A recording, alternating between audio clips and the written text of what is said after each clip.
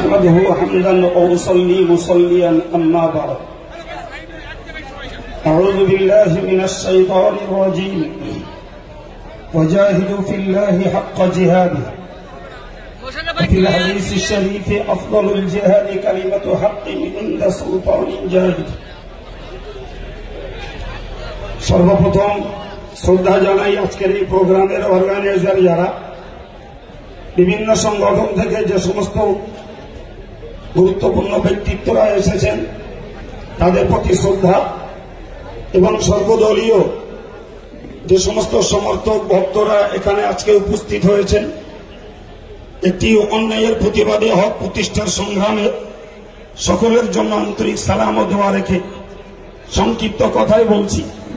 কোরআন শরীফে আল্লাহ বলেছেন, তোমরা আল্লাহর দ্বীনের ব্যাপারে সংগ্রাম চালাও। রাসূল করিম সাল্লাল্লাহু আলাইহি ওয়াসাল্লাম বলেন, শ্রেষ্ঠতম সংগ্রাম হল অত্যাচারী সরকারের বিরুদ্ধে সত্য কথাটি স্পষ্ট করে বলা।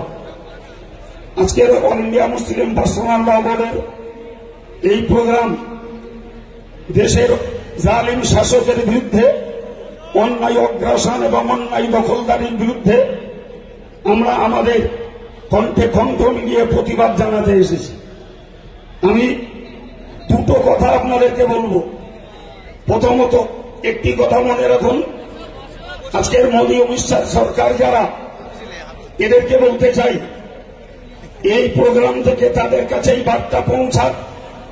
মনে রাখা দরকার, দেশের জনগণ চাইলে আপনারা গদিতে থাকুন, আরো 20 বছর ধরে রাজত্ব করুন, কিন্তু ভারতীয় সংবিধানের পবিত্রতা রক্ষা করুন। ভারতীয় সংবিধানের মৌলিক অধিকার সকল ধর্মের মানুষ আপন আপন ধর্ম পালন করবে।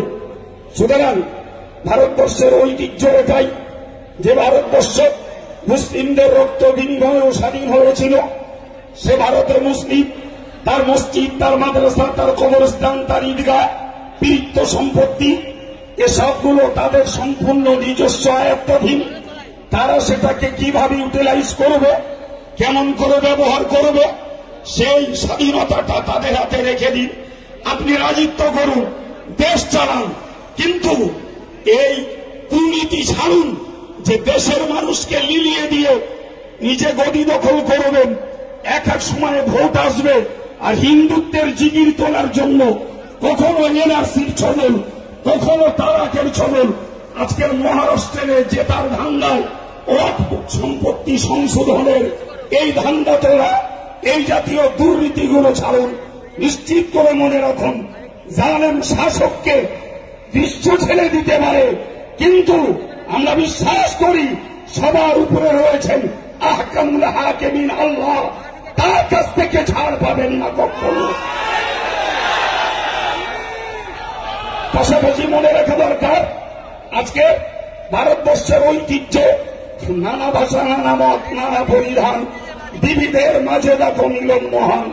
যেখানে সব ধর্মের মানুষ, সব বর্ণের মানুষ, সব রকমের বিচিত্র পরিচ্ছেদের মানুষ মিলেমিশে ভ্রাতৃত্বের বোধে থাকে। কেবলমাত্র আজকে বিগত কয়েক বছর দেখছি, যখন থেকে বিজেপি সরকার কেন্দ্রে এসছে তখন থেকে জাতি দাঙ্গা, সাম্প্রদায়িক দাঙ্গা, ভ্রাতৃত্বের ভিতরে বিচ্ছেদ ঘটিয়ে কেবলমাত্র এদের নেতৃত্বের লোভ আর মাতব্বরি।